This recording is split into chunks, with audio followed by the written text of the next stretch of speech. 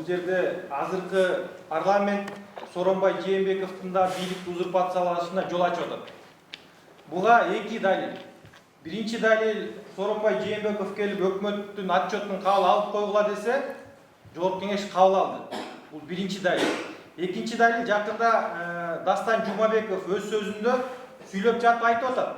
Эгерде Сооронбай Жээнбеков мени чакырып, калган ушул жерде отурган каалаган депутатты чакырып туруп, экс-президент жөнүндө мыйзамды кабыл албагыла десе, биз кабыл албайт болчук деп, өзү жоопку кеңеш кул мүнөз жооп кеңештин кожоюну президент экенин өз сөзү менен далилдеп атат.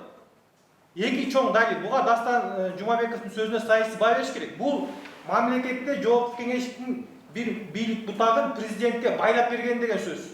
Ошондуктан эки далил азыркы парламент дагы эле кул мүнөздүгү менен өзүнүн жеке кызыкчылыгынан чыга албаганы менен дагы Сооронбай Жээнбековдун бийликти узурпацияланышына жол ачып атат.